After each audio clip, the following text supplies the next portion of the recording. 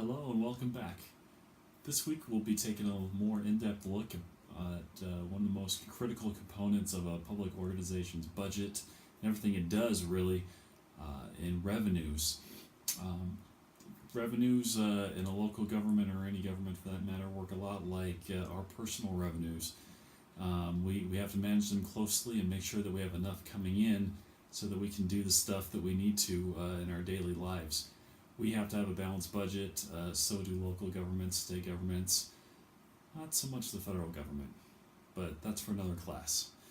Um, we'll find that throughout the week, most government revenues are made up of different types of taxes: property taxes, sales taxes, use taxes, any kind of tax you can think of. Governments have found a way to assess it on a wide variety of people throughout the country and throughout the world, really.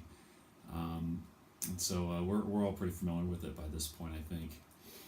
Um, Going along with that, of course, is the fact that no one really likes paying taxes. In fact, lots of folks throughout the United States, particularly the Western United States, have found ways to curb government's ability to levy different types of taxes. California, you see Proposition 13 in the late 70s. In Colorado here, we had the Taxpayers' Bill of Rights, TABOR, that passed in the early 90s, both very effective at limiting what local governments and state government can do with taxation on citizens.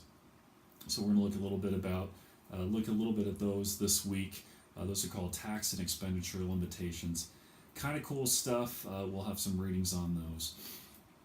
We're also going to learn a little bit about how governments can use taxes in some kind of creative different ways to get the community going in terms of economic and community development, even going so far as to social justice. Governments can create different taxing districts. They can give tax rebates and what's called tax expenditures.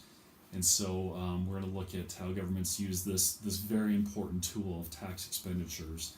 One of the assignments is actually going to take an in-depth look at economic development incentives in a little fictional town here in Colorado. It's stuff I really like.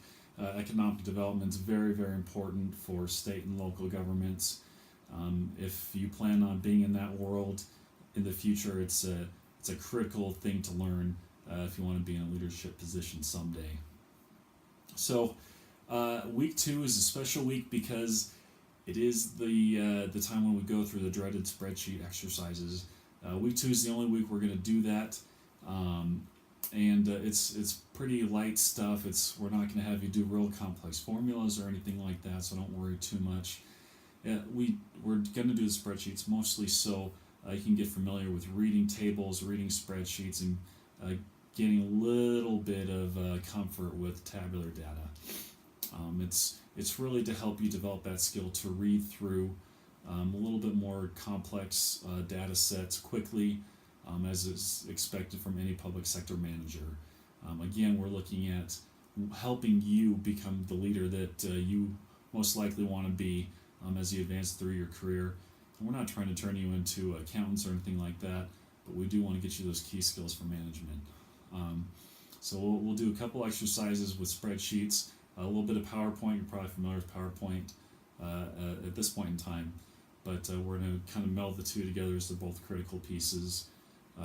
Both critical tools you're going to need in your career.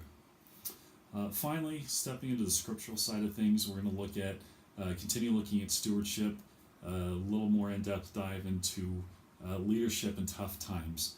We're going to look at one of my favorite characters in the Bible, Joseph, and how he dealt with some really difficult financial times in Egypt during a famine, and how he dealt with it in chapter 47.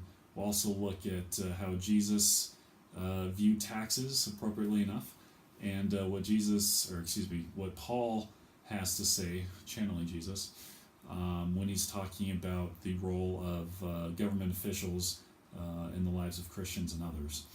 Really cool stuff. I really like the spiritual side of this particular week. So I'm looking forward to going through it with you. I'm here as always to be a resource for you, and wish you the best. Thanks.